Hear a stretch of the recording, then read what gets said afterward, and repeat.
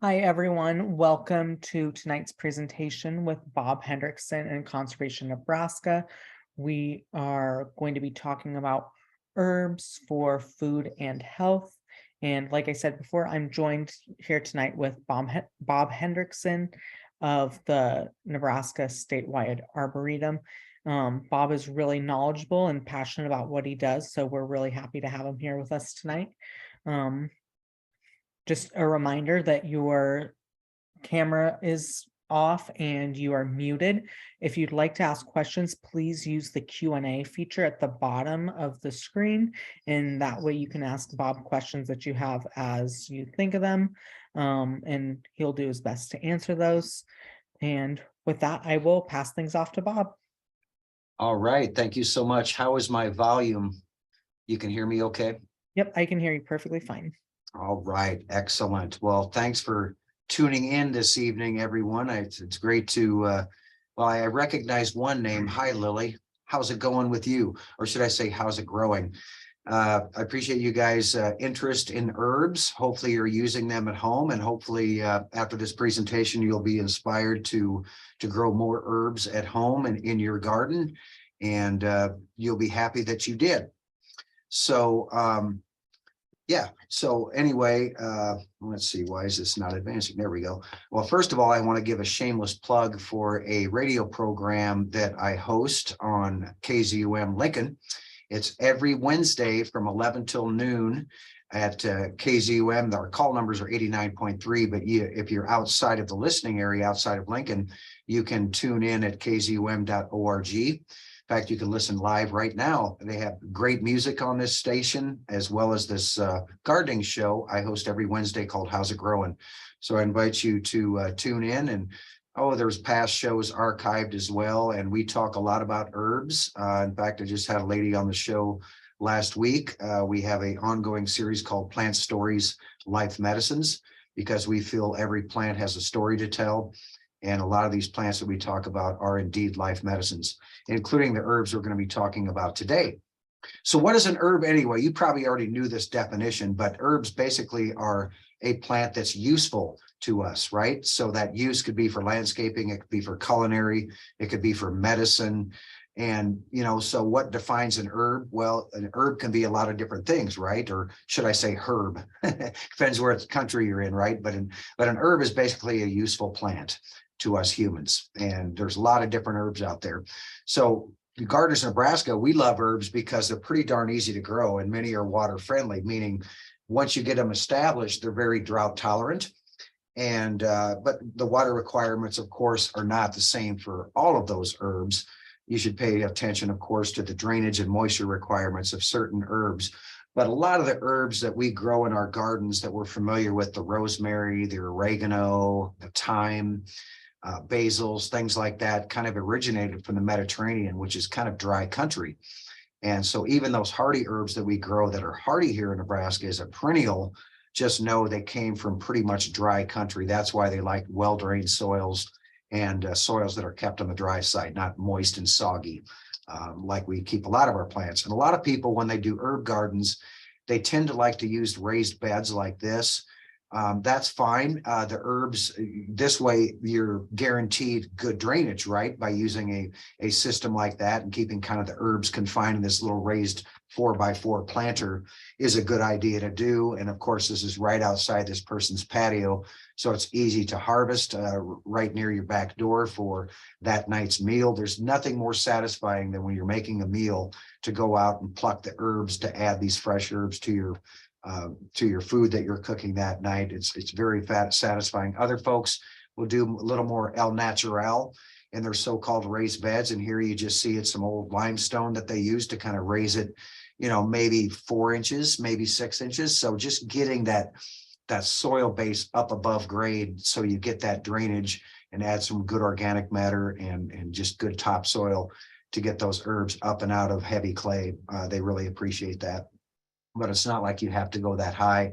Like this one, for example, the herbs are kind of burned up from original, where you see my cursor there, the original soil level here where the turf is, it's probably raised up another foot in the middle there. So it's well drained. You can see the plants are fat and happy in there. So you don't have to have it bordered with wood or with a railroad tie or with rock. You can raise your soil and have kind of a mini berm, if you will, not a burial mound, but more of a little short berm.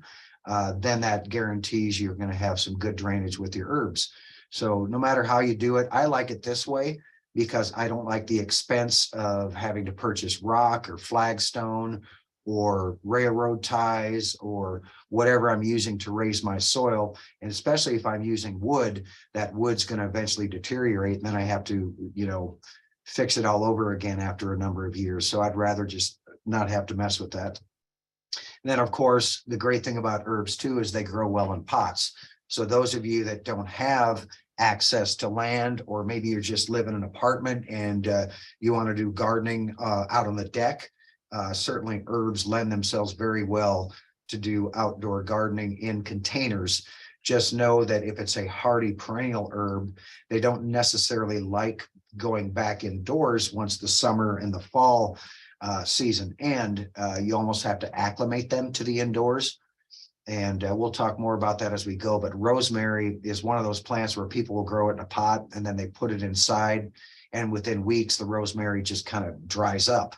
And the main reason for that is because it's so warm in your home and very dry. The humidity is not the same as it was outdoors. So those rosemary plants will literally desiccate despite your best efforts at watering. Okay, so first I want to talk about, okay, I've got the herbs. How do I harvest them? How do I process them? How do I keep them fresh?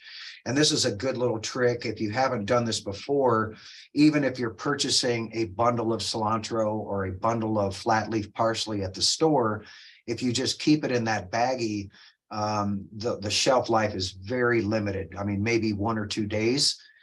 So what I often do is I'll put it in a jar and then maybe only have 1 inch of water down below.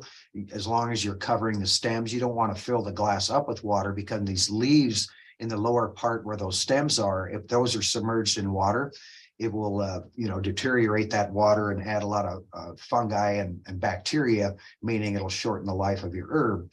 So just a little bit of water at the bottom to cover the stems, remove any of the leaves that are in the water, and then cover it with a baggie. Now, I must admit, I often don't put a rubber band around the base, but seeing this pick, I was like, oh, that's a good idea. I'll do that in the future. I just kind of put a baggie over it and kind of tuck it under the jar and just make sure you keep it in a safe place so you're not knocking it over and spilling water in your refrigerator, because I've done that before. But really, if you do this, your fresh herbs stored in the fridge can last up to a week this way versus, again, 1 or 2 days without being in water. So I highly encourage that for those of you wanting fresh herbs on a daily use. You can also flash freeze them, and freezing them on a cookie sheet versus just putting them in a bag and freezing it. If you put them on a cookie sheet, you're laying your herbs out so they're kind of single file, if you will, and they dry much faster, freeze much faster. And then you can take those off that cookie sheet and then put them in a freezer bag for later use. So that works really well. Other folks like to just use ice cube trays to freeze their herbs. And, you can chop them up and dunk them in the ice cube trays. There will be people that'll do, an herb in each tray. Here you can say parsley chopped up. And the reason the parsley's chopped up and put in ice cube trays is because once you dry parsley, as well as herbs like chives and basil, well, they don't dry that well. They kind of lose their color. Certainly they lose some flavor. So this is a great way to preserve some herbs that really are best used fresh. And my favorites are basil and parsley this way.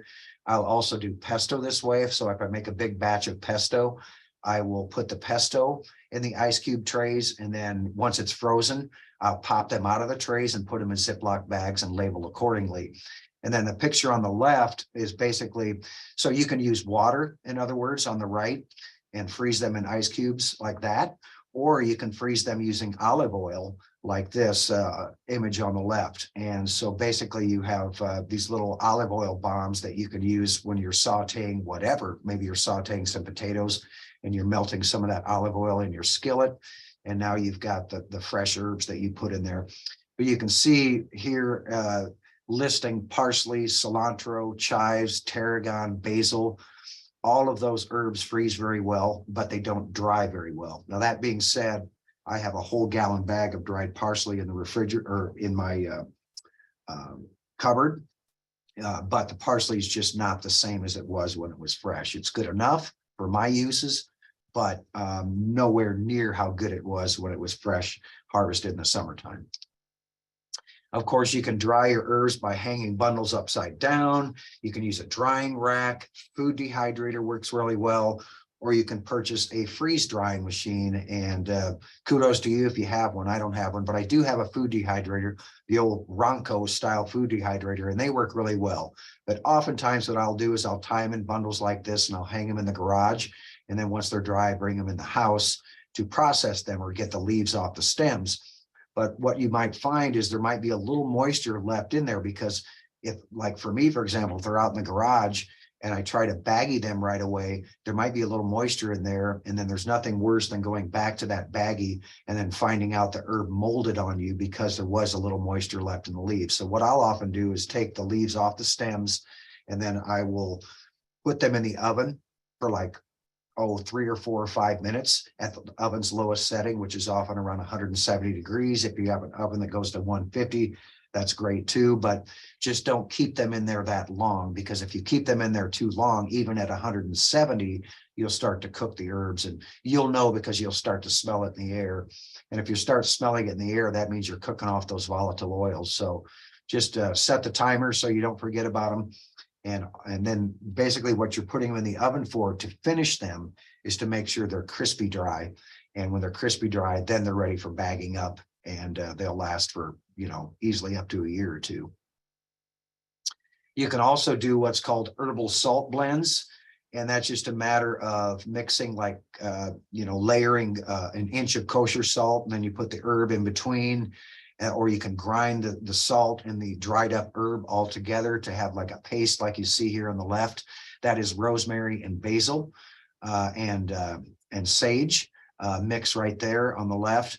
Or you can do dried herbal blends and just jar them up like that, with just make a dried herbal blend, and they make great Christmas gifts. That old adage of Christmas in July. If you're preparing all and harvesting your herbs and processing them, storing them, you are doing Christmas in July, because you're going to have so many herbs, more than you need for yourself. So then you can start sharing with your family and friends, and everybody will love you, because every Christmas they maybe get an herbal blend from you, a salt blend, even an herbal sugar. Here in the lower right, that is lavender.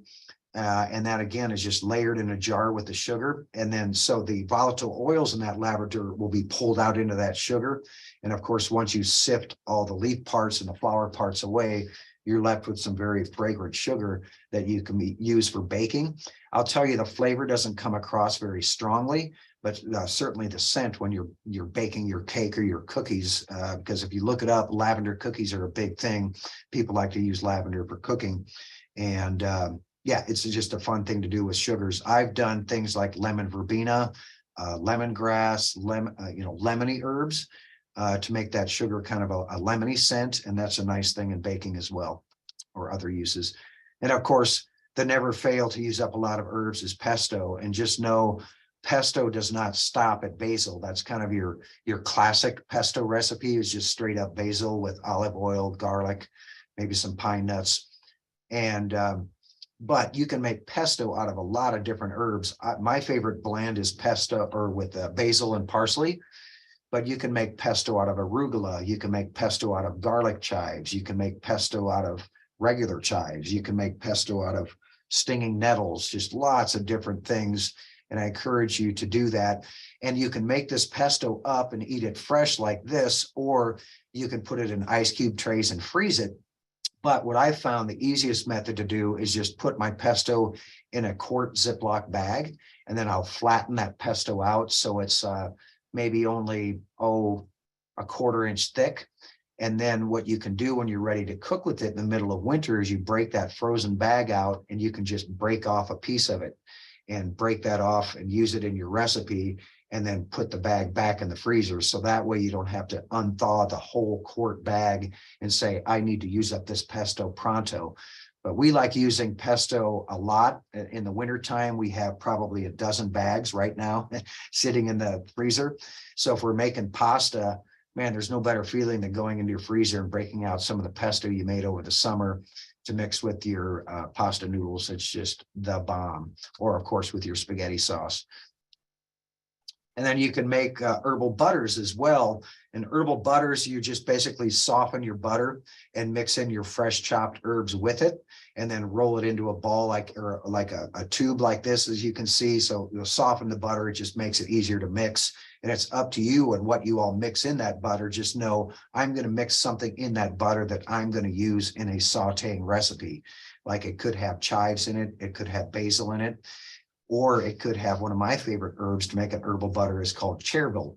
And I'll talk about chervil here as we move forward. But herbal butters, when you make a log like this, then you can just wrap that in saran wrap and then put those logs in a Ziploc bag so they're not sticking to each other. And then you can pull out one of those logs at a time, put it in the fridge, and it'll last for weeks in the refrigerator as you're using an inch at a time for a certain recipe, if that makes sense. And usually with an herbal butter, when you're making them, you want that herb to kind of steep within that butter for around a few weeks. If you make it fresh and use it that same day, that's fine. But just know those oils in those herbs will get incorporated in the oils in the butter over time, and you'll get a much stronger flavored butter by doing that. So it's a fun thing to do. And again, makes great Christmas gifts for somebody getting those frozen logs. And you can also harvest your herbs and make herbal oils. And so you can season this oil. Maybe you season olive oil, maybe you season peanut oil, maybe you season grapeseed oil. So basically you're seasoning the oil that you're going to be using for sauteing. And just know that the herbs have to be covered in the oil. If the herb is up above the oil, you can have problems with molding up above that oil. So you want to make sure the herb is dunked. So what you can do after that oil is flavored is strain those herbs out of there. That way you have no problem trying to keep the herb covered with the oil.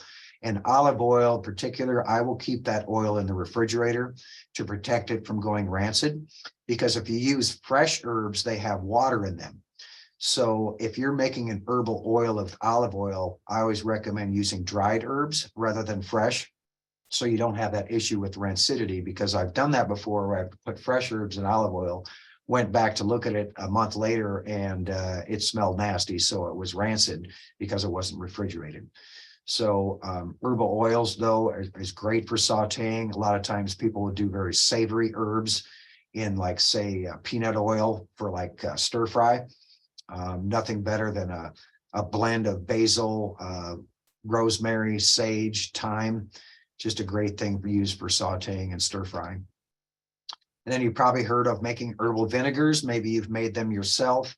It's another way to preserve your harvest, because the herbs will preserve them indefinitely, and they look pretty up on the shelf. You can do, cider vinegars. You can do, champagne vinegars, white wine vinegars, red wine vinegars, balsamic vinegar, any sort of vinegar you choose to flavor it up. And again, I like doing blends in there as well. And then you can take that flavored vinegar and use it for your homemade salad dressing, which is, you probably knew this, the 3-to-1 ratio of 3 parts oil to 1 part vinegar. And then you add roughly a 1/4 cup of fresh herbs to that. And you make the best homemade salad dressing out there. And then if you're invited to a potluck and you're bringing salad, but you bring your homemade salad dressing, everybody's going to think your salad's the best. And it wasn't you, right? It was the herbs that you added to it. So highly encourage you, if you haven't made your own homemade, say, Italian style dressings, it is just a cut above what is available in the stores, and a good way to save money too. And you can take those dressings. Often what we've done is we've made dressings maybe in quart jars, and we'll actually freeze that quart jar. You have to leave some headspace, because once you freeze it, it'll expand in the quart jar, but it freezes very well. And then you can pop it out of the freezer as needed if you're making a bunch of homemade salad dressing over the summer. Or you can use your herbs to make homemade infused spirits. So we're talking libations here, folks. So You can use about any alcohol, whether it be whiskey, vodka, rum, tequila, gin. You just want to make sure it's 80 proof or above. Vodka, of course, is the ideal base because it's pretty flavorless. But of all the vodkas out there, there's like, lemon scented, there's, raspberry. Vodka, there's a lot of different vodkas out there. Well, that's fine, but you can make your own version using herbs. And I highly encourage you to do that. Picture this: if you're a bourbon fan, there's a bar here in town that sells a drink called Rosemary's Baby. And it's basically bourbon that was infused with orange peel, fresh ginger slices, and rosemary. And man, what a beautiful combination it is. And you basically leave those herbs and citrus peel and ginger in the bourbon for around 3 weeks, and then strain them out, and you have yourself an infused alcohol. So they can be directly infused or incorporated into cocktails by way of a syrup, in bitters, or in an elixir. And we'll talk about those as we move forward. And of course, it's possible to turn a blameless liquor into something nasty by steeping things for too much time, meaning I forgot about them, and all of a sudden 3 months passed. It can be kind of bitter and too strong. So lots of great recipes online. If you just look up homemade infused spirits and Google that, you're going to find just a plethora of ideas for you and your friends to make, again, another great Christmas gift for somebody. I have a friend, their favorite thing is herbal infused rums. Gin is popular, but vodka, again, is number one. But lots of different recipes out there for you. And basically an infusion is a fancy word for an infusion is herbal tinctures. And tinctures are just concentrated notes of a single ingredient, meaning I'm not putting a blend in that alcohol. I'm just putting a single type of herb. And once you make that tincture, you can add just a few drops from that tincture to a drink, and it completely transforms it. And then you can, the tinctures can be made with individual herbs. You can combine herbs, of course, and make a mixed tincture. And then how many herbs do I add per alcohol? Kind of the easy ratio to remember is, say you have a quart jar, fill half the jar with the herbs and then pour the alcohol all the way to the top. So it's basically one part herb to 2 parts alcohol. Let's see. I'm seeing a question from Jane. Excellent info. May we please have a replay link following this presentation? Yeah, I think that would be a good thing. And I'll let Moira figure that out. But yeah, because there's going to be a lot of words here and I'm going to fly through it, and you might get frustrated going, dude, I can't follow what you're all saying. But again, you can do these tinctures in some really fancy vessels like this and use them as Christmas gifts. It's not like you have to have them in fancy vessels, right? We just use quart jars because they're cheap and, readily available. But you can make them fancy if you're giving away these things as gifts.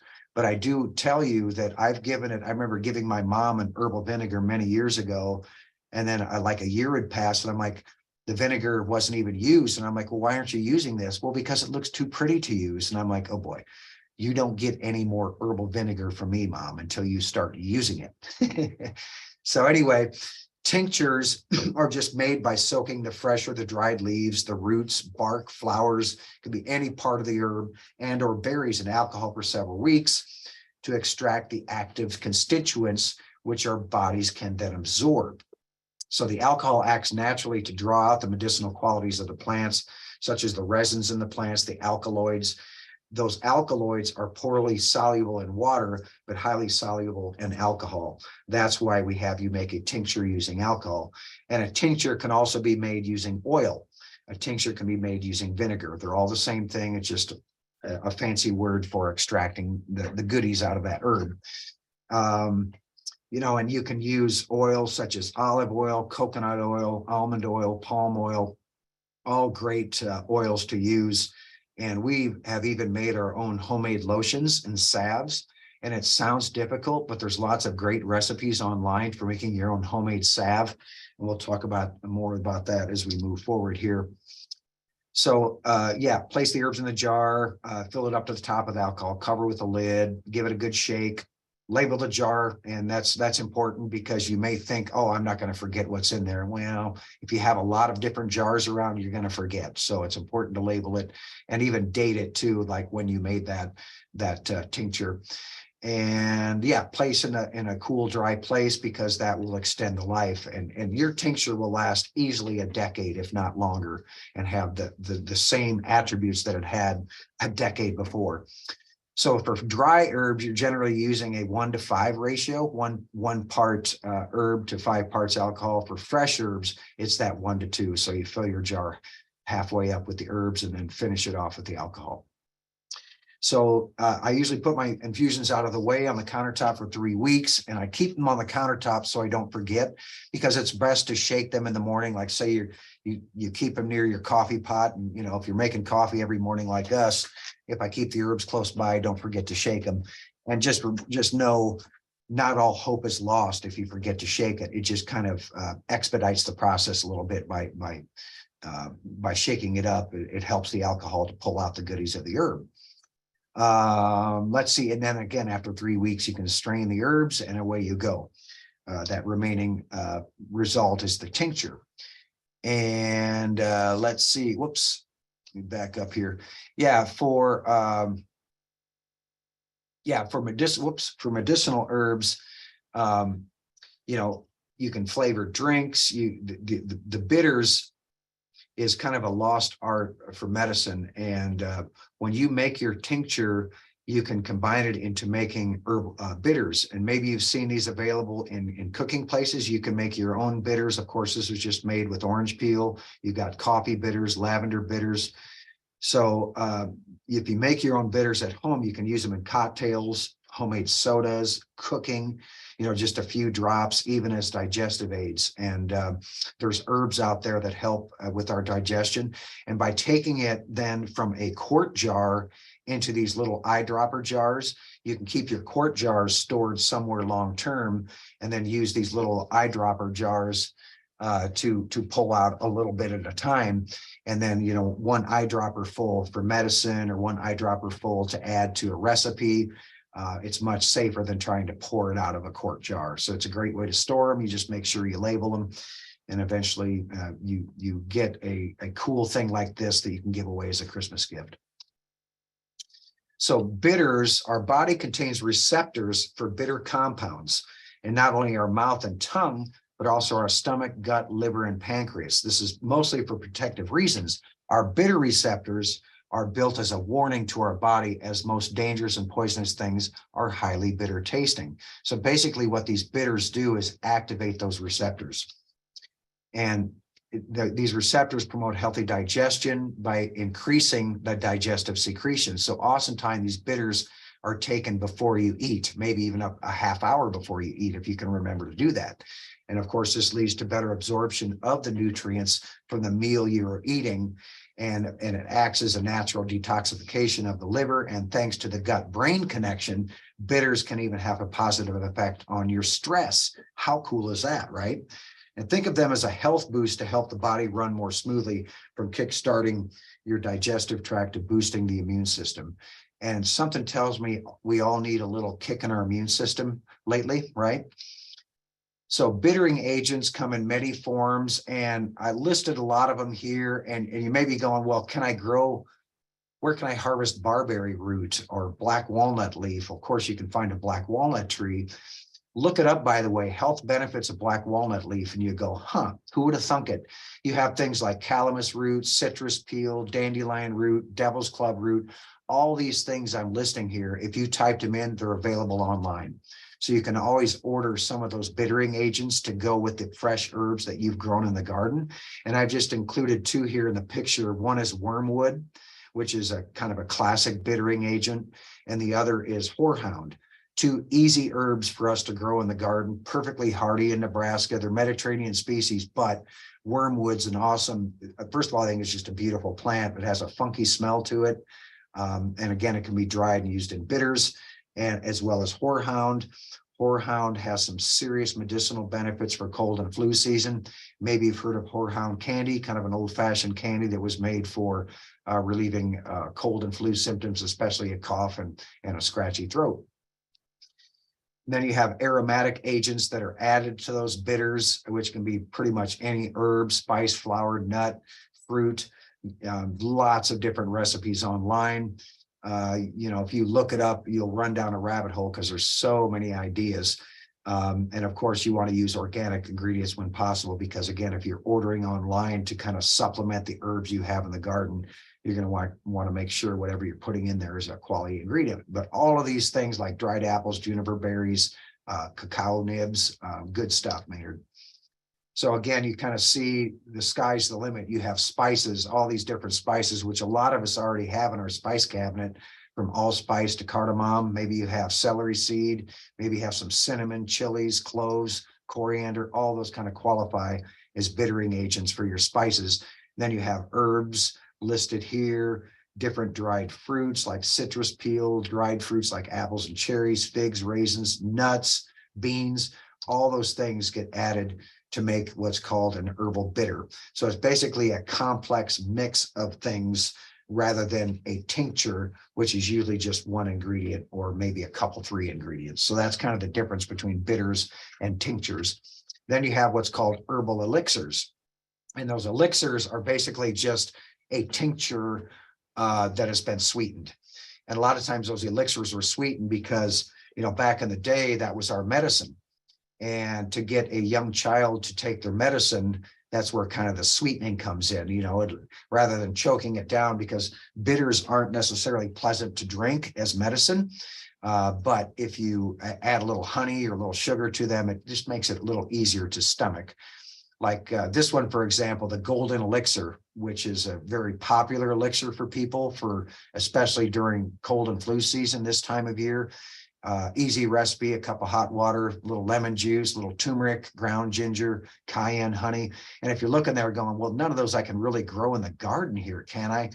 True. I mean, obviously the cayenne pepper you could, but the idea is that you would use those other ingredients in combination with any herbs you wanted to put.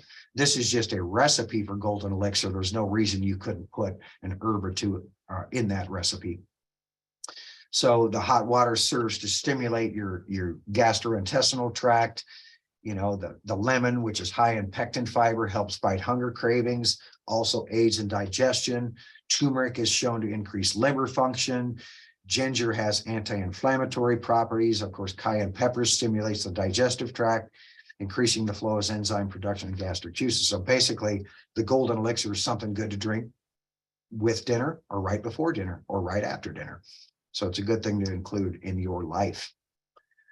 Okay, let's see. So yeah, and then you have herbal essential oils, and you can purchase these online too. They're basically taking the oil out of the plant and not mixing an oil with it. So the difference between an oil-based tincture is you're flavoring the oil with the herb. Here you're pulling all the oil out of that herb and separating it from the water. So it's basically, there's recipes online, you guys, easy, do it in your crock pot recipes, or there's actually products they sell online that you can purchase that help for extracting the essential oil in a plant. So basically you're steaming or pressing a part of the plant in order to produce its oil. And then that oil separates from the water and you're able to decant that oil off the top of the water. So it can be flowers, bark, leaves, fruit, whatever you want to use to get that essential oil. And it can be rosemary essential oil, thyme essential oil, but just know, I haven't done that yet. It's on my wish list, but all these essential oils you can get at various stores right here in Lincoln, or order them online. And a little essential oil goes a long ways in cooking and for medicine. Okay, hopefully I touched on some ways for you to store your herbs. As you can see, there's an overwhelming array of ways you can harvest your herbs, store your herbs, use your herbs. The sky's the limit, right? And here's a good example of kind of your classic herb garden. You can see they bordered it with bricks and then maybe raised the grade. It looks like they didn't really raise the grade at all in this bed. It's pretty much at ground level, but they have some nice rock paths to be able to harvest the herbs. This is kind of your classic herb garden look, but there's no reason you can't integrate those herbs in with other plants as well. It doesn't have to be herbs exclusively in that bed. But just know, again, most herbs like well-drained conditions, but most flowers do too, right? So you can integrate them right in with your vegetable garden, right in with your landscaping. So the first herb I want to talk about may not be very common to you, but it should be. This is calamint. There's a selection out there in the trade called Montrose White, and it's becoming very popular to gardeners. You're looking at about an 18 by 18 inch plant there, and this is probably late summer to fall. It's covered with these tiny little white flowers, and it blooms for a long period of time, pretty much from July until frost. And the bees go crazy for this thing. So if you're a person that wants to plant things for pollinators, it's a top-notch plant. Now you may see, well, it's not native. It's native to, I think, the Mediterranean area, Turkey and whatnot. But does that make it good for pollinators? Well, I've seen all sorts of native bees on this. I've seen, honey bees, which is not native. The bees just clamor over this plant. And I see bees clamor over a lot of herbs. Why are they going, like they almost seem to be in a hurry, shrouding these plants when they're in bloom? And I'm convinced that these bees are getting the same health benefits that we humans are getting from these plants. Nobody has studied that yet, and I wish somebody would, because I'm convinced it will keep our bees healthier by having more of these so-called medicinal plants in our gardens that the bees can feed on. So there you see a close-up of the flowers, tiny little flowers, but in profusion on that plant, literally thousands of flowers on one plant. So it's just a really cool plant. Here's what it looks like earlier in the season before the flowers come on. This would be when I'm harvesting this plant. If you harvest it at this stage, the leaves will be bitter because they've been growing all season long. So early in the spring, when you have a nice bushy plant like this, usually you can cut a plant back by half and harvest that, and then it'll have all the energy still to produce the flowers later on in the season. You're not going to hurt the plant by cutting it back early in the season and by half. And then you can dry it, store it, make it into a tea. This herb has not really very well known for its culinary purposes, but it's a popular ingredient in Italian cuisine, a blend of, if you smell it, it's a savory mint, if you will. So it complements your garlic-based sauces, soups, stews, and probably the easiest use for calamint is as a pleasant tea because it's in the mint family. It smells like a mint, looks like a mint, but it doesn't spread aggressively like the mints, like the spearmints or the peppermints. It maintains this tight little ball like that, really season after season. So very easy plant to grow, controlled, doesn't get out of control for you, and just highly recommend it. There you see it used in a garden. It's kind of like, here you see this picture with the black-eyed Susans blooming. This is probably a late July picture here. So really attractive in the garden. Its cousin, showy calamint, is kind of a variegated plant. It's kind of got splashes of white, and it's kind of hard to tell because it's covered in all those beautiful flowers. But same thing, I'm just showing you this because it's an option. It has that same scented minty foliage that makes an excellent tea, but this guy has pink flowers rather than the white ones. And because it's variegated, plants that are variegated can tolerate a lot of shade. So this one I like actually growing in part shade. The other Montrose white calamint I like putting in full sun. So very drought tolerant once established, very easy to grow. Just an awesome plant. There you can kind of see that splashed variegation on that leaf, which is a good indicator. I can take the shade because I lack chlorophyll. So anyway, very refreshing. The leaves are harvested and used as, again, a condiment, or probably the easiest use is for a tea.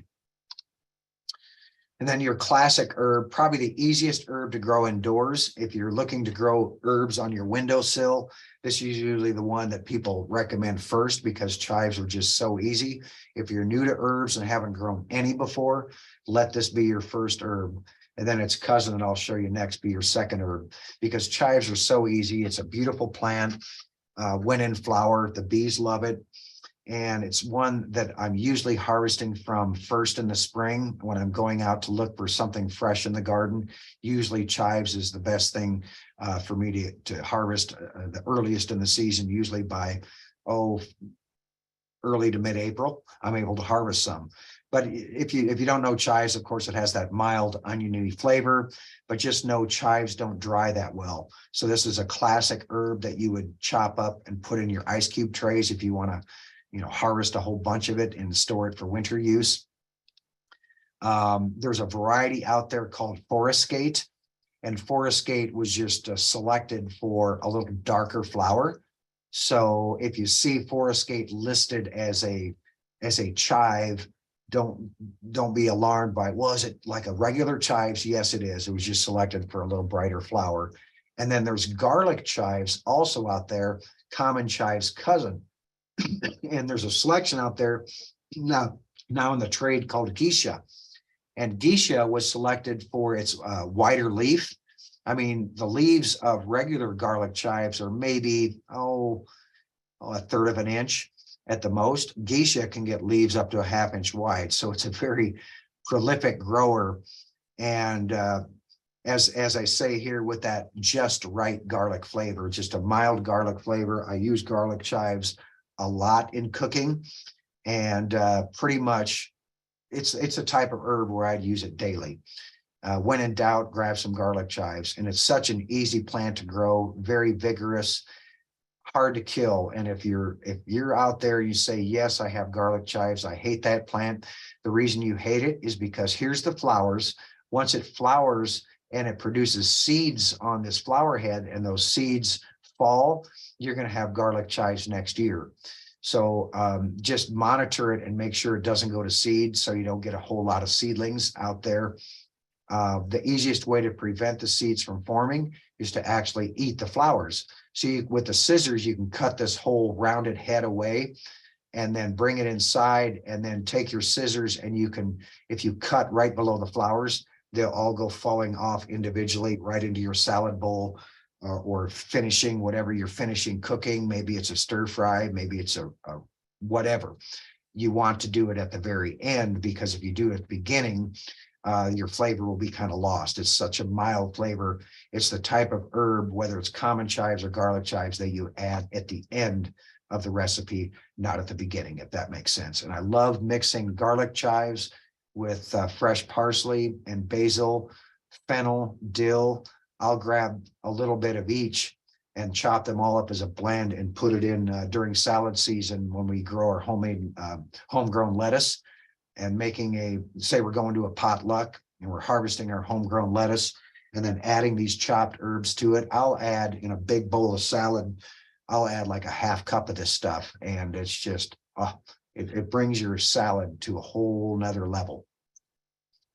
And of course, chives is that classic herb that can be used, as a chive pesto. And here it is mixed with parsley. You can have a garlic chive stir fry. So here's just a boatload of garlic chives mixed in a stir fry. You can just chop up the chives fine and mix them with olive oil and have it fresh, dip your bread in there.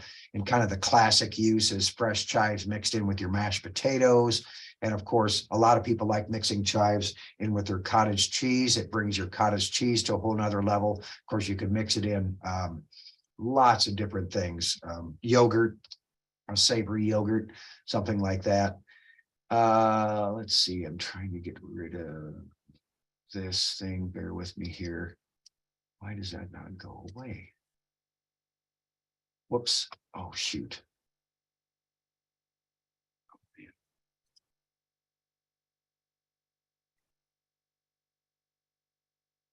All right, sorry about that. I hit the wrong button.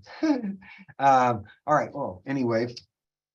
Yeah, so what you can do with these chive blossoms is you can let the bees enjoy them, and that's a great thing, or you can harvest them. And I have a friend that does this every year, likes to put them in white wine vinegar, warm the white wine vinegar a little bit, and then pour it over the blossoms. You don't want that vinegar hot, just kind of tepid hot, like hot water hot. And once cooled, the vinegar is left in a cool, dark spot for a couple of weeks.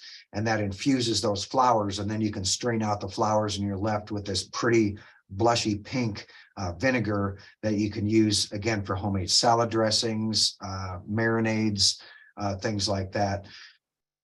Just a very versatile herb. That's why I say when in doubt, use chives. I like using them in, again, salad greens, roasted veggies, potato salad. It's just one of the best uses is in potato salad. Okay, now an herb you may not be familiar with, but I think you need to become familiar with is common hyssop. And common hyssop is not often available. We will have it for sale at Spring Affair Plant Sale, which is coming up at the end of April at the Lancaster Event Center. A lot of these herbs I'm talking about aren't as readily available from your local garden center as they used to be. And we, the humans, are the ones that create the demand. So if you go to the garden center and you ask for herbs and they're not carrying it, encourage them to carry it, because the more we ask for them, the more these businesses will start carrying them again. People just aren't planting herbs like they did back in the day.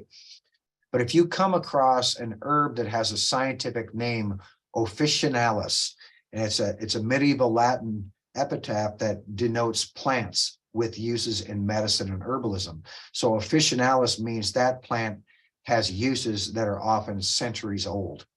So just know that, not that you're memorizing scientific names, but I bump into a number of plants that have officinalis in the name, and that just denotes a long time use for medicine. And common hyssop is really the king. And here again, just showing you any of these herbs I'm talking about, if you Google it, they're for sale online. But I encourage you to grow the plant, then you don't have to spend money to buy it from a store, right? So it's not often used as a condiment because it's such an intense flavor, but it is definitely used moderately in cooking by other cultures. And maybe you've heard of absinthe. The herb is used to flavor liqueur and also a key ingredient in many formations of absinthe, which is one of those bitters that I was talking about again. So the green color, if you're not familiar with absinthe, just Google it. But the main source of that green color is from common hyssop. And you may have heard of za'atar, that famous Middle Eastern herbal mixture. One of the main ingredients of za'atar is dried hyssop leaves, but they'll also add things like sumac berries that have been ground up to that. So za'atar is just a kind of like the Indian version or Middle Eastern version of curry. Curries are just spice blends, and that's what za'atar is as well. Fun thing to make, and imagine making your own homemade za'atar and giving to your friends around Christmas time. So hyssop is a very popular herb for cold and flu season. It stimulates mucus and expectorates mucus, which enables lungs and coughing mechanisms to rid it from the body. Clinical herbalist Nicholas Schnell, and Nicholas is in Omaha. He runs a outfit called Four Winds Healing Center. So if you're kind of like at wit's end trying to find a way to heal yourself and you're spending a lot of money through your pharmacy, consider contacting Nicholas Schnell there at Four Winds Healing Center. And he's just really good at what he does. He's versed in Chinese medicine, Native American medicine, Western medicine that uses herbs. He's a walking encyclopedia when it comes to herbal remedies. So anyway, hyssop has a lot in it. And these terpenes like thujone, phenol, these are antiseptic properties in those herbs. And that's what helps us to cold and flu season. So basically taking these herbs does not necessarily cure you of your cold. It will not necessarily guarantee that you will get a cold or the flu, but if you do get the cold or flu, it's going to lengthen its or shorten its length of time and lessen its severity. So you may get a cold, but it may only last 1 or 2 days, whereas your friend maybe got the same cold and it lasted more like 4 or 5 days. So building your immune system is a good thing by including these herbs in your cooking and in your daily ritual of teas. Even bees love hyssop. In fact, the honeybee came from Europe, as did the common hyssop. And people that kept hives in Europe would often rub hyssop branches on the inside of their hives when they were extracting the honey and cleaning it up and getting it ready for winter. They would rub hyssop on the inside of the hive for its antiseptic properties to keep mites and things away from the bees, so they would be healthy. So again, bees clamor over the nectar in hyssop. And I'm like, why do they go crazy for the nectar in hyssop? I think they're getting medicine from that nectar. Okay, now let's move on to a very classic herb, right? The English lavender. And lavender can be kind of a bugaboo to grow in Nebraska. I don't want to tell you how many different lavender plants I have killed over the years, because it's one that's kind of picky when it comes to siting. And so lavender likes it high and dry, meaning I'm going to raise the grade of my soil a little bit. I'm going to have it in a raised bed, well-drained soil. Good organic, well-drained soil is key. Watering it to get it established, but then after it's established, kind of backing off the water and kind of letting it be that xeric plant, or a plant that loves dry conditions. Oftentimes, what kills a lavender plant is not the cold of the winter, but the variable weather we have in early spring. Like, we could have a March day that's a high of 75 and starts to wake up that lavender, because the leaves are semi-evergreen, starts to wake up that lavender. It thinks it's spring, and then all of a sudden the next week we're in the single digits. That's what often kills a lavender, not December or January, but more like March and April. And how you can overcome that is let the leaves that fall off the trees in the fall blow around your lavender plant, and just kind of don't rake them away from the lavender, let it kind of cover it. And if they haven't blown in around it, you can kind of add your own mulch around the base of that plant. What you're trying to do is keep winter's desiccating winds off of that lavender. So planting it in a protected area from strong northerly or strong southerly winter winds, like at home, the south side of your garage, for example, that's protected from those winds. And maybe the southerly side of that is protected from plant material. That's the best place to site your lavender. Just be cognizant it doesn't like windswept areas in Nebraska, because oftentimes those 50-mile-an-hour winter winds is what will desiccate that plant. And do it in. So believe it or not, lavender is a member of the mint family. And oftentimes the leaves and the flowers are both harvested. But if you're using it for cooking, I like using the leaves for potpourris, sachets, things like that. But the flowers is what I'll use for cooking recipes, or for the essential oil, or for tea or something like that, right? Yeah, and here again, you see plant survives, the soil's well drained, provided with protective snow cover or mulch. The happiest lavender is going to be buried in a foot of snow, because it's protected from those winter winds. But people like to cook with lavender. It lends itself to savory dishes, hearty stews, wine-reduced sauces.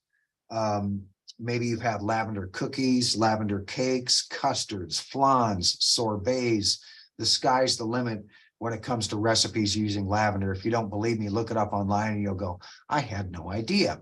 But just know, for the culinary purposes, not all herbs use the flowers, but lavender is one of those exceptions where you do use the flowers, dried flowers, for cooking recipes. And then the leaves are kind of bitter, so those are reserved for the potpourri and the sachets and things like that. Lots of different lavender varieties out there. You can see kind of the ones. Here's one called Nico that has a little larger flowers. What was it? Hidcote. The one I'm showing you here is actually an English lavender, because there's lots of different lavenders out there. You want to look for the English lavender, and Hidcote is just a variety of English lavender. English lavender is proven to be the hardiest of the lavenders for Nebraska. I say that because there's some lavenders that are French lavenders. Okay, so yeah, and it can be kind of strong. Start with a small amount of flowers and add more as you go. And of course, it can add a beautiful color to your salads as well. And then those stems, after you harvest the flowers, those stems are kind of stiff and tough. You can use those stems for making fruit or shrimp kebabs, cooking them on the grill. You can also use rosemary stems or any thick dried stem after you take the leaves off. Save those stems and use them for skewers. They work rather slick.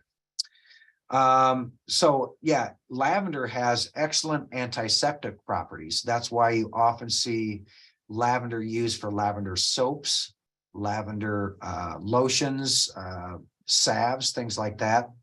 It has been used as an ingredient in cosmetics for centuries, and its effects have been well tried and tested.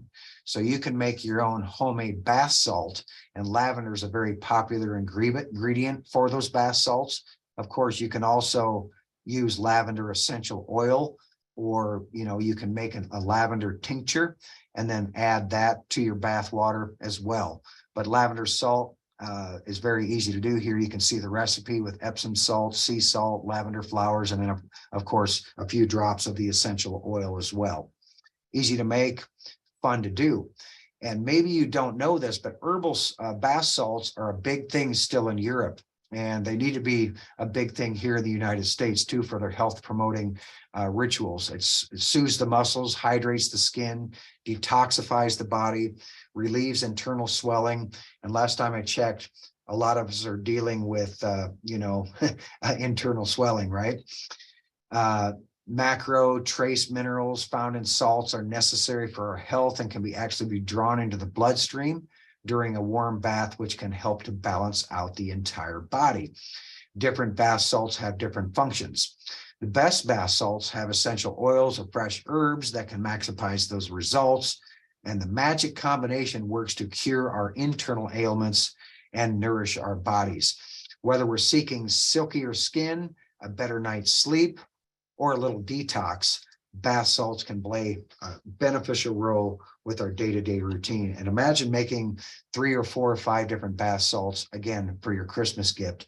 So what I'm challenging you to do, make an herbal tincture for a Christmas gift, an herbal salt bath, an herbal vinegar, an herbal oil, and whoever is on your Christmas list, they will be glad they know you. Okay.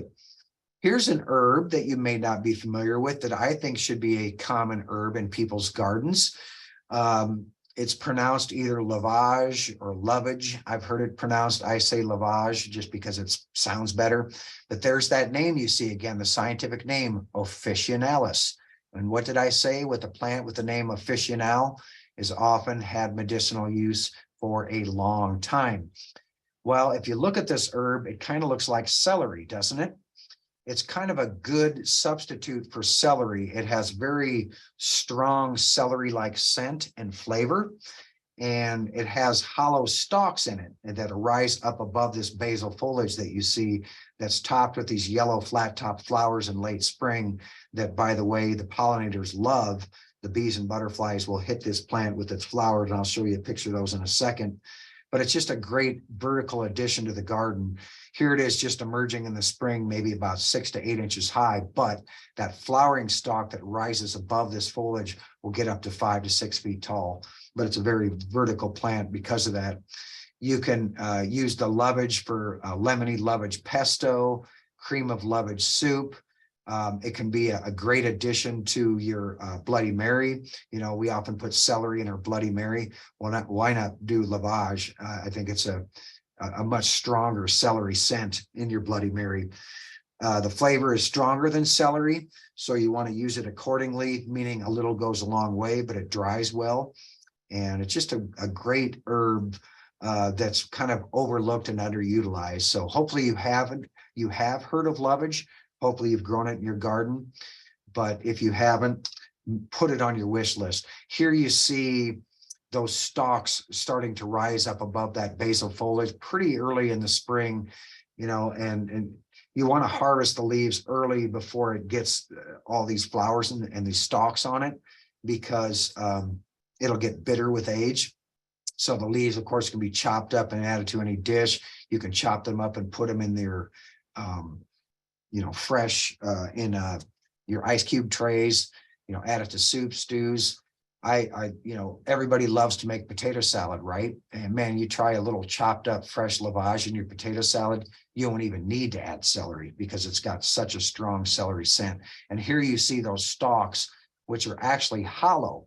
So imagine cutting one of these stalks and then putting it in your Bloody Mary. So basically you have a straw, a celery scented flavored straw to sip your Bloody Mary. How cool is that? Okay, now let's move on to oregano, one of my favorite herbs to grow in the garden. And it's another one that can be kind of picky about its location. It wants it high and dry as well. It wants good drainage. It wants full sun. It will not tolerate shade on you. They can really thrive in that dry soil and hot temperatures once they're established. And, we all know oregano is that famous pizza spice, but just know oregano goes a long way towards a lot of dishes, that savory element. And I like to mix it in blends. Oregano goes particularly well with rosemary. It goes well with thyme. It goes well with basils. Just a really good versatile herb that should be on everybody's top 10 list to include in the garden. And you see here, this is Greek oregano. Greek oregano is the hardiest of the oreganos, probably the easiest one to grow here in Nebraska. So that'd be the one you're looking for. All right, cool. Yes, okay, and Lasagna, I'm not sure. I'm just looking at your question. It is great in a salt blend. Are you talking about the oregano? Because I didn't see your question earlier. I'm assuming you're talking about oregano, and I agree. Very great to use in a salt blend. What's funny is oh yeah, the Levash. Okay, very good. Yeah, that one I haven't tried in a salt blend. Very good idea. I like that. So lasagna as lavage. Do you agree with me that, man, everybody needs to have that in their garden? Easy to grow, good plant. Awesome. Great to hear from you. Thanks for your comments. Yeah, anybody has a comment on their favorite herbs and herbs they like to use, by all means, chime in. And you see the flowers here on the right side. These are the little tiny oregano flowers. If you've ever let your oregano go to flower, you'll notice the pollinating insects go crazy for this one too. Why is that? Why do they love these little flowers? Is it the nectar, right? What's going on? Well, I think it's the medicine in this plant. Here's an oregano. It's a Greek oregano as well, but this one is called hot and spicy. And it's just a little spicier than your standard Greek oregano. It's a great selection. Highly recommend it. We'll have this one at Spring Affair too.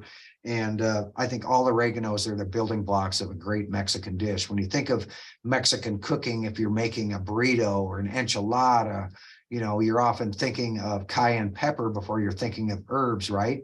Man, I love adding oregano, especially Mexican oregano, to my Mexican dishes. And I'll roast up some cumin seeds and coriander seeds and even a few fennel seeds. I'll roast those on the stovetop and then grind them up with my oregano.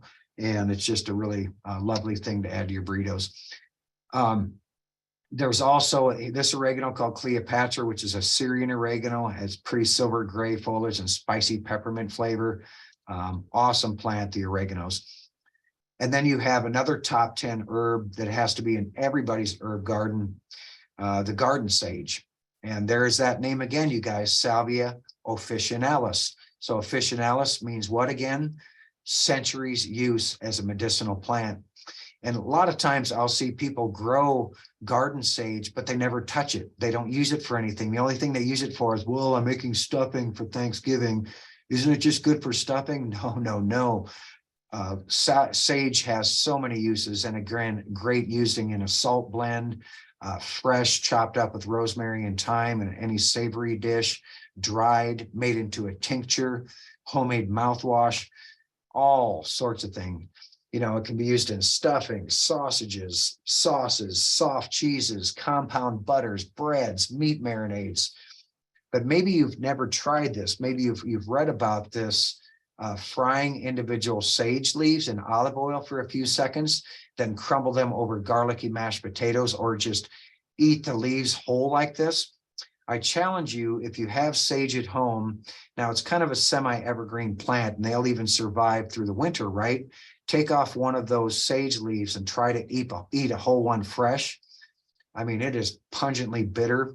It's very strong. You'll probably end up spitting it out. But then try that same individual sage leaf that you fried for a few seconds in some hot olive oil. Just be very careful. You can't walk away from the stove when you're frying, and you just need a little bit of olive oil in the base of your skillet. You don't want to walk away because you can burn them very easily, and then you can just top it with a little sea salt, right? It's just amazing. You can eat those leaves whole, and the bitterness has been kind of knocked out through that cooking process. So definitely consider that. If you haven't tried it before, put it on your wish list. You'll be glad you did. And if maybe you're having a dinner party or a potluck or whatever, and you want to impress your guests coming over, have some of those fried sage leaves on hand for them to top on their dish, and you'll be glad you did. And maybe consider adding fresh sage leaves to your cocktails or make an herbal tea for an instant hit. Sage tea is good, surprisingly tasty. So sage is chocked full of all sorts of goodies. It's high in vitamins. You can see those listed there. It contains minerals, lots of minerals as well that you can see listed there, and a buckload of antioxidants, flavonoids, active ingredients. You can see all the different active ingredients like there, which is, again, antioxidants is great for building our immune system. Okay, so it's a great herb to include in your diet, everyday uses. Let's see if I have a question here. Oh yeah, Jane says sage and meatloaf. I agree. What is meatloaf without sage, right, Jane? Great ingredient, and pretty much any savory dish. Okay, so sage has it has antifungal properties, stringent properties. So it's often one of those herbs and uses in like facial washes, body washes, deodorants, antifungal creams. So it's a good herb to use to make homemade lotions and salves. And my friend Jill, her go-to is making her own homemade mouthwash. So Listerine, don't let Listerine get all the attention. You can make your own homemade mouthwash or gargle. There's lots of good recipes online, but sage is one of the common ones used for making your own homemade gargle. And basically you're just using alcohol to make that gargle. So there you can see kind of the recipe there. It'll last you for a long time. And using that gargle daily will help you with your gum health.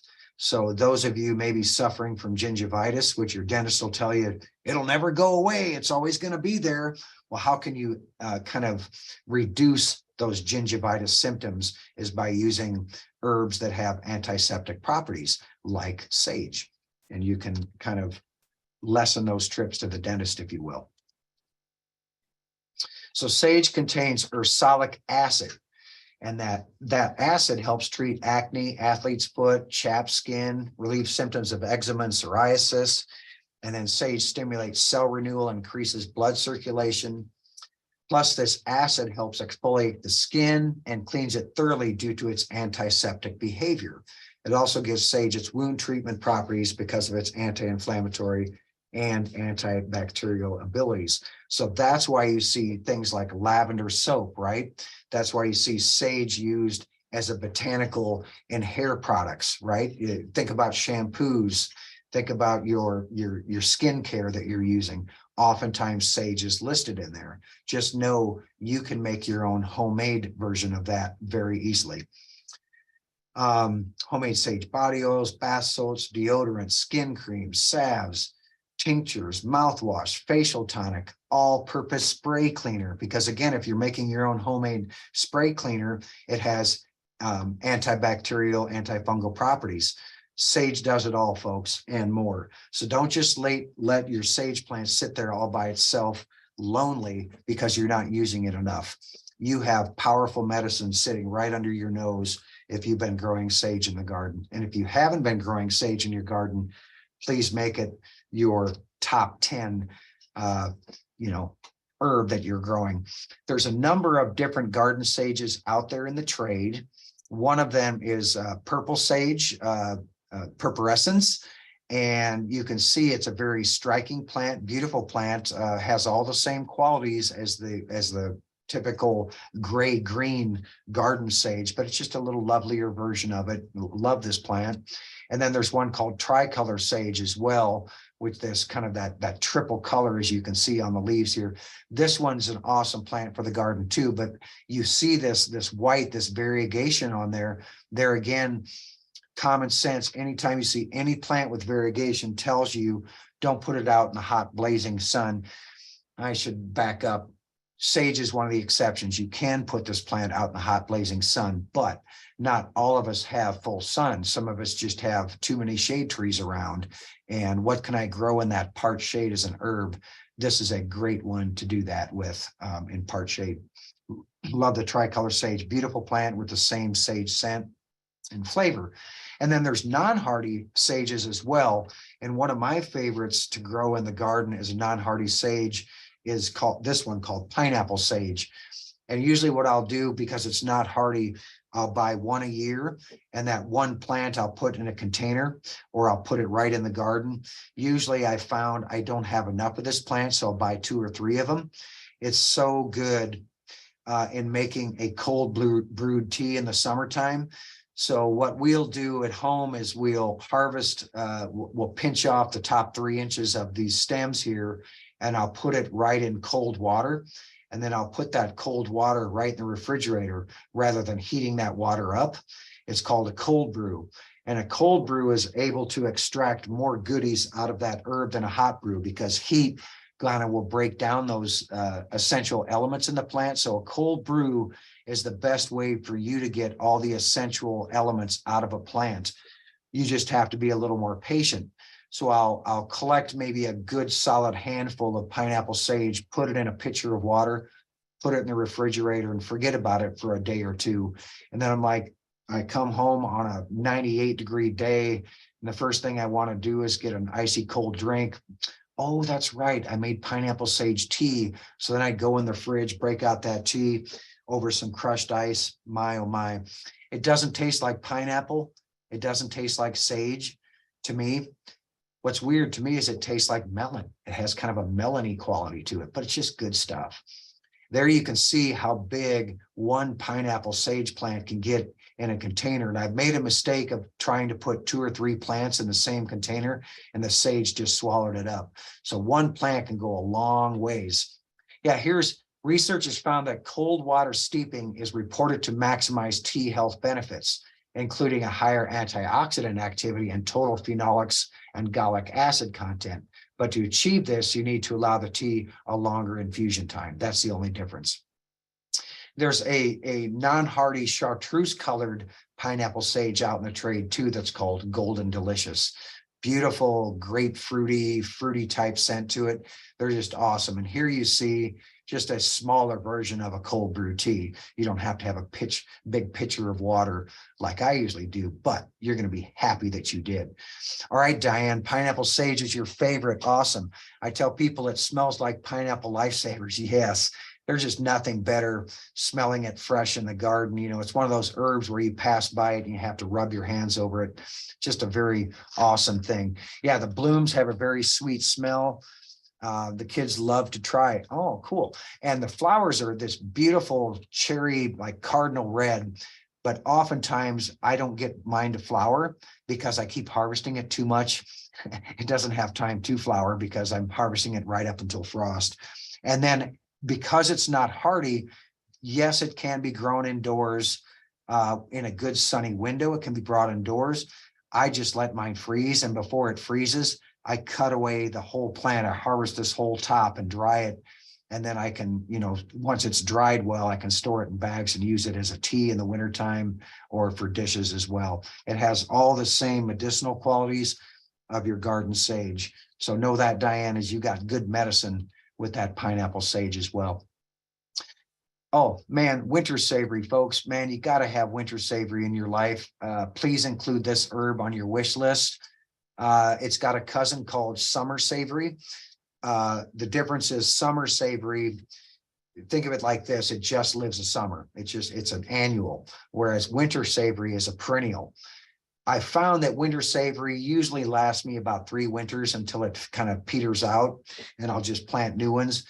But it's an herb that's been around for a couple thousand years. It was the strongest herb we knew of before peppercorns became available on the spice trade. It goes back that far in history. It's one of those herbs where, let's see, when in doubt, what should I add to this dish to bring it up another notch? always reach for the winter savory. You can't go wrong. It's just a lovely plant in the garden too. Short little guy.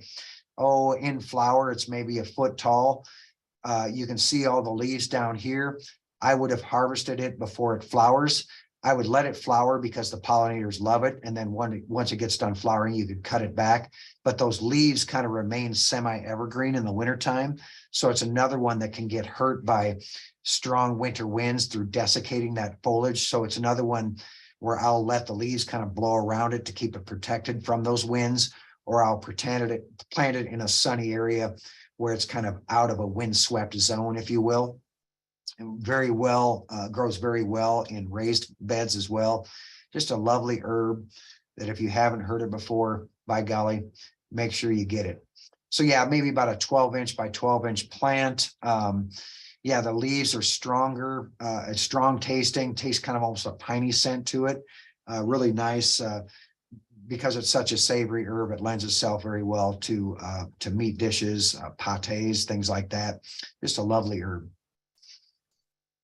And then there's French tarragon, which is another easy herb to grow, another one in your top 10 list. Just make sure you get the true French tarragon. If you go to the garden center and you ask for the true French tarragon, and they're like, well, what other tarragon is there? They don't know any better, because there's Mexican tarragon, which is not the same bird. It kind of has a kind of a licorice, minty, scented foliage to it. And a little bit of tarragon goes a long ways. I've definitely ruined some dishes by using too much tarragon. If a recipe calls for a teaspoon of fresh tarragon, don't overdo it by adding 2. You'll ruin that dish. But it's just an easy herb to grow. It's a main staple in French cooking.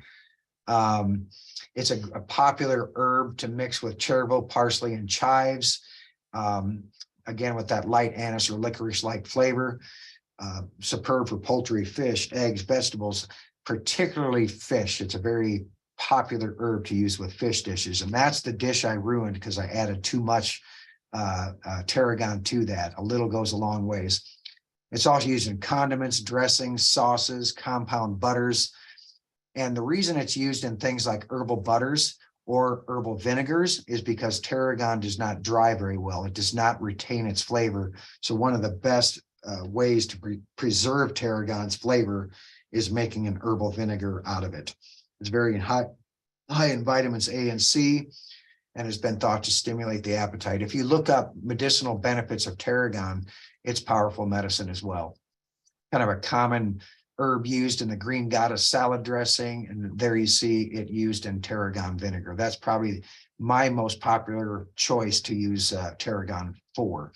And it makes a lovely addition for homemade salad dressing when you do make that tarragon vinegar. Yeah, and then you can use that vinegar for deglazing a pan. Maybe you've known that already. So if you have a cast iron skillet or your wok and it's all messy after you've used it, you can add water to that to kind of loosen all those little bits and pieces on there, because we can't use soap on our cast iron. The best way to clean it up is using a vinegar. Well, why not use a vinegar that's already flavored? Because every time then you clean your wok or your cast iron skillet, you're going to be deglazing it with some scent rather than just plain old vinegar. It's a fun thing to do. And then you fill the air with all those volatile oils, which is a good thing. Okay, now let's move on to thyme. We all need more thyme on our hands. Last time I checked. And Thymus vulgaris, that is the French thyme, probably the most hardy we can grow in Nebraska, because there are a number of different thymes out there. There's thyme out there that's just used for landscape purposes. It doesn't have a whole lot of scent to it. Just know you need to ask for French thyme to get that classic. English thyme is another one used for culinary use, and also, well, as I say here, is the most winter hardy. So either you get English thyme or French thyme, both very, very good for the garden. And thyme is another one that is packed with lots of goodies. And I just think of thyme as its culinary uses, but just type in health benefits of thyme and be prepared for a long read, because it's used for a lot of different stuff in the medicine world. So of course, it's a beloved Mediterranean herb, because it holds its taste in cooking and blends well with other flavors, right? When you think of thyme, you think of tomato dishes, right? When you think of thyme, you think of garlic and you think of olive oil, and just a lovely herb to have in the garden, lovely herb to use fresh. And they have tiny little flowers that are, again, another one that the bees clamor over. And it also has antiseptic and antifungal properties, and is a common ingredient in mouthwash. So you could use thyme and sage both to make your own homemade mouthwash, and also a popular ingredient in deodorants and potpourris. So here you see why the thyme essential oil is often used for aromatic and therapeutic purposes, because it has an active substance called carvacrol. In a 2013 study, carvacrol was shown to affect neuron activity in ways that boosted the subject's feelings of well-being. And so there's lots of different thymes out there. This one, Mayfair, is a common selection that you'll see. So it's an English thyme called Mayfair, and has proven to be very hardy for Nebraska. And then there's other one, Aureus, this variegated one, is lemon scented thyme. And maybe you have lemon scented thyme in your garden. It is just like, oh, it is so good. It is, it's another herb, hardy herb that we can grow in the garden, and everybody's wish list should include lemon thyme. It's so good. Porlock is another dependable selection, great for culinary purposes. And thyme also contains an essential oil called thymol. And thymol is an ingredient that has been used for a natural cough remedy. So during cold and flu season, maybe you came down with an annoying cough that won't go away, maybe bronchitis. If you look up health benefits of thyme, you'll see that thyme tea is very much a thing. And you can actually buy thyme tea bags at places like Red Clover here in town. Make your own dry, get a bunch of dried thyme, and then just remember that's a great one to use during cold and flu season to help shorten the length of the cold and help reduce your symptoms. Just an amazing herb for its disinfectant qualities. It's more than just a pretty face for your pizza sauce, that's for sure. Essential oils, you guys, we talked about those earlier. They're highly concentrated natural extracts from the leaves, flowers, stems of plants, right? And essential oils have a wide range of medicinal and therapeutic properties: antifungal, antibacterial, antiviral. So imagine somebody in your house has a cold or the flu, or should I say COVID. How are you going to keep that air clean, right? How are you going to get the bacteria, the fungi, out of your air? Well, people often use these diffusers now, and maybe you have your own diffuser and you buy your essential oils from the store. You can make your own homemade essential oils and do your own essential oil diffusing. But they're becoming very popular for a reason. Breathing those vapors in our home is just a lot of great benefits as aromatherapy. One of the best known uses for essential oils is their ability to assist you in unwinding after a tough day. And we all have those, right? So here's what I was talking about. Lots of different thymes out there. Nutmeg thyme. I like using this in bread. So picture making homemade pumpernickel bread and adding nutmeg thyme to it. It's the bomb. And, thyme also has very beautiful flowers, depending on which variety. Just a gorgeous plant for the garden. And there you see thyme tea made for relieving cough and chest congestion. It's full of vitamin C for immune support, potassium for healthy cells, manganese for bone development and blood clotting. And again, thymol and carvacrol, the main oils in thyme, can fight against inflammation in the body. Doesn't that just sound like good stuff? So next time when you harvest a bunch of thyme, make a tincture out of it. You'll be glad you did. So there it is, thyme and just vodka in oil, making a tincture for its health benefits. And it also works as a home remedy for acne. The oil also heals sores, wounds, scars, cuts. It even relieves burns and acts as a natural remedy for skin rashes. And since thyme is high in antioxidants, it can slow down the aging process and give you healthy, glowing skin. Again, in your skincare products, your shampoos, you'll often see thyme listed as one of the ingredients. We all need more botanicals in our healthcare products. Now I'll quickly run through some teas here. We only have a few minutes left according to the clock, you guys, and Moira is going to make this available hopefully to you guys.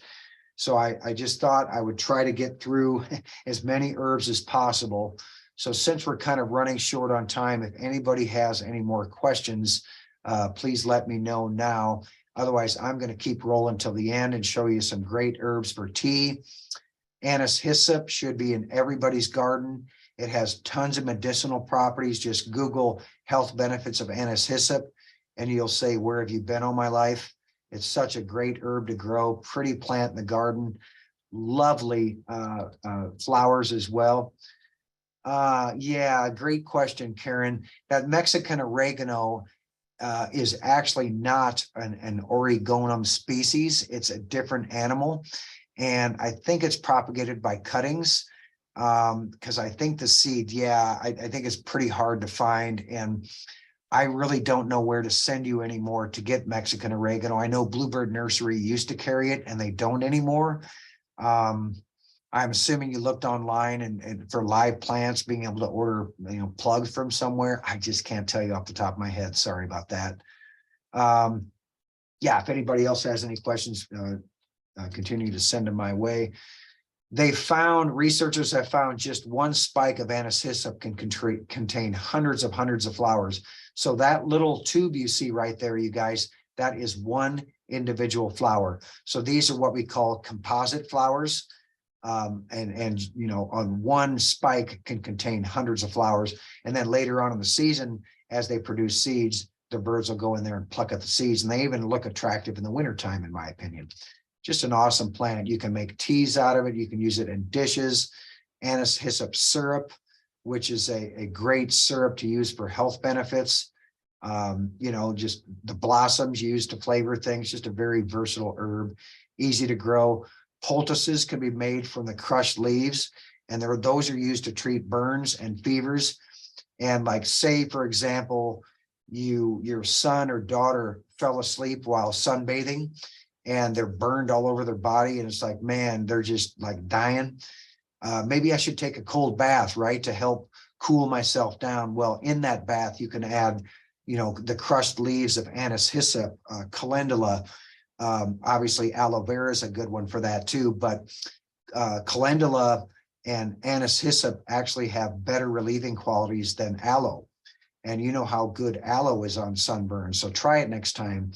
The hyssop here helps treat poison ivy, sunburn, yeast infections, fungus. It's just a great all around versatile herb that again should be in everybody's garden. Easy herb to grow. The scent is kind of a hint of licorice and mint combined. I think the tea is very tasty and it has a wide range of medicinal benefits. Again, stress, congestion, pains from excessive coughing, curing summer colds. It's a cooling herb. So it's one of those I like to use in that cold brew tea, because on a hot summer day, drinking that cold brew tea will help cool you down.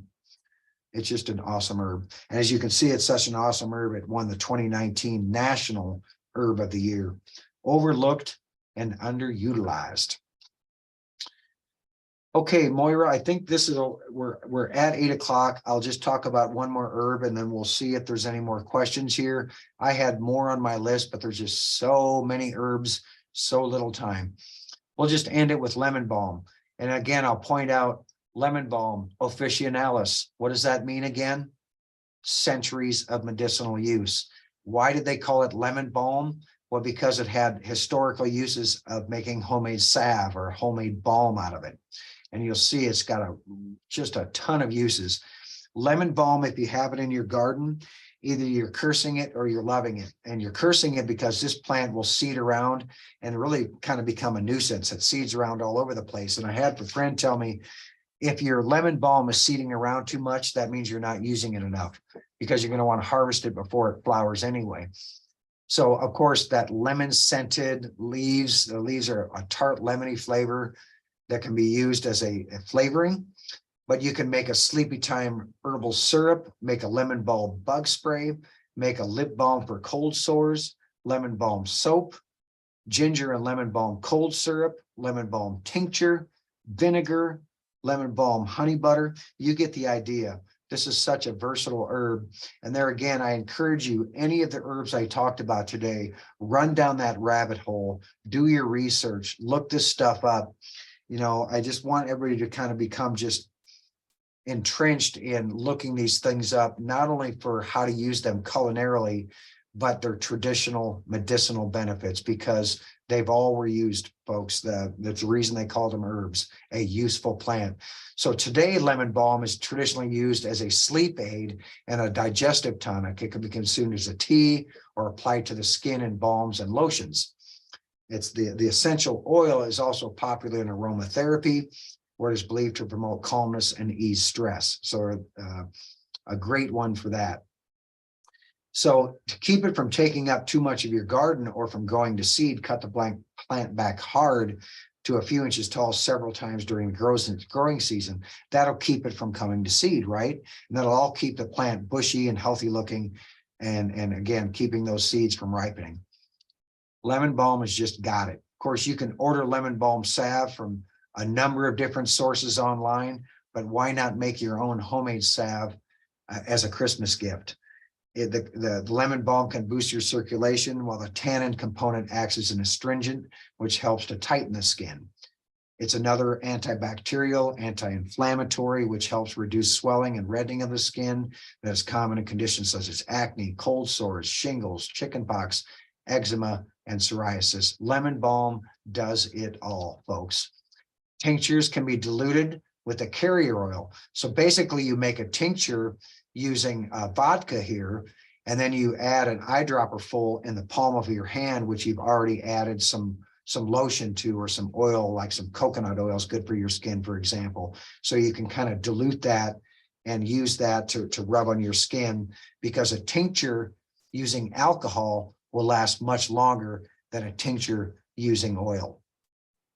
So the carrier oils will dilute the essential oil, but it does not dilute the effect of the oil. So those carrier oils could include, again, avocado oil, grapeseed oil, olive oil, almond oil, coconut oil, any of those oils that are good for our skin. Good stuff, huh? Here's a homemade salve recipe. I'll just kind of leave it on that salve recipe. And there's a lot of words there, but I put it up there to let you know it's just so easy to make. And if you type in lemon balm salve recipe, or anise hyssop salve recipe, or, you know, all these things I'm talking about, that's the beautiful thing of the internet. Don't just use the internet for bad news, use the internet for your research, right? Oh, Ginger's asking for a list of books we're researching. Yeah, Ginger, I would just say I don't really have a go-to source. I just use the internet now. But I do have a friend that has her go-to herb books. And I would just say, you know, type in top rated medicinal herb books, and you'll see, you know, people will rate those books online. Kind of my go-to book in general is Rodale's Encyclopedia of Herbs, because in Rodale's Encyclopedia of Herbs, they go through the history, they go through the culinary uses, they go through the medicinal uses. It's just not as in depth as a book would be that just focuses on the medicinal uses of herbs. There are just some great resources out there. And I don't know of any one that's necessarily better than the others. You know, just go with the ones that, you know, look at the ratings that they have and make your decisions that way. I wish I had some names for you right off the top of my head. I just don't have any of those books. So we're going to end it there on wild bee balm. Wild bee balm, not known as an herb, but what is an herb but a useful plant? And wild bee balm is a native wildflower that was used by Native Americans, used by herbalists today. It is chocked full of thymol. And you remember thymol? Thymol is that essential oil in thyme plants. Well, last time I checked, wild bee balm is not a thyme plant, but it has more thymol in it than thyme does. So that should intrigue you enough to type in health benefits of wild bee balm, because if you're growing this in your garden because you love native plants, because you love wildflowers, because you're trying to help our pollinating insects, just know you've got medicine right under your nose with that plant that's been waiting for you to do something with it all this time. Okay, Moira, I think I will end it there. I'm going to stop sharing my screen, I guess, for now. Well, thank you so And much for joining us tonight, Bob. I know I learned a lot.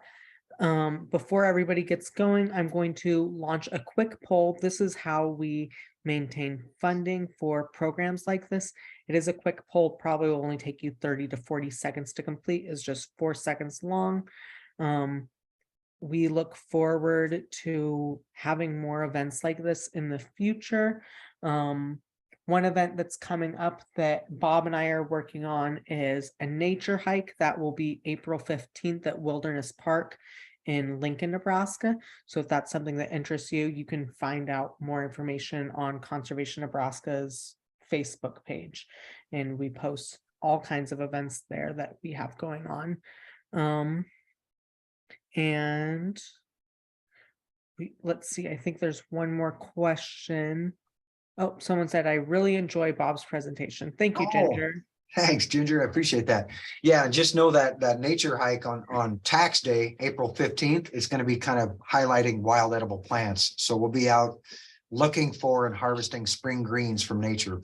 And these are free foods that are basically weeds that have taken over, naturalized, if you will. So we can't hurt the plant by harvesting. There's no way we can over harvest anything we're out there collecting on April 15th. So bring your bags and you'll go home with good food stuff. That's good to know. I did not know I should bring a bag with. Yes, bring a bag. and then we're going to have a sign up, because we will have to limit it, right? Because you start getting more than 40 people. Yeah. It's pretty hard to hear. I'm not sure how many people we have registered currently, but I know there is a limit. Oh, wow. You already have some registered for that. Cool. Yes, we do. Cool. All right, you guys. Well, thank you for your time and interest in herbs, and we'll see you next time. Yeah, for sure. It looks like we're still getting a few more responses, so I'll leave that poll open for anybody that still needs to submit a response. Looks like we're waiting for like 2 more people. Yeah, thanks, Kent, and thanks, Jane. Appreciate you guys tuning in. I hope it was worth everybody's time. And the way I see something like this is there's so much information, and when I blab and talk fast and whatnot, because I'm trying to get so much out. I just really encourage you, don't let it stop with me today. Become inspired to learn more about the herbs, because again, it's more than just a pizza spice.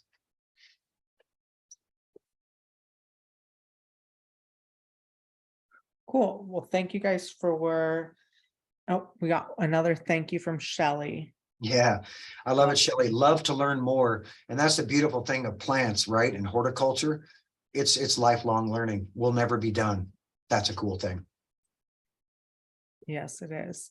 And then another thing, if you are interested in learning more, Conservation Nebraska has a YouTube channel that you are always welcome to go on. And we have hours and hours of learning. And Bob also has some videos posted there with us from previous years. And oh, yeah. Glad you brought that up. Just a lot of really good information there. Awesome. Yeah, thank you all for joining us tonight. We appreciate having you, and we wouldn't be able to do these events without you guys. So thank you. Yeah, thank you. And thank you for putting this on. I appreciate talking about herbs. It's fun. Yeah, for sure, Bob. Thank you so much. Bye, everybody. All right. Bye, everybody. See you later.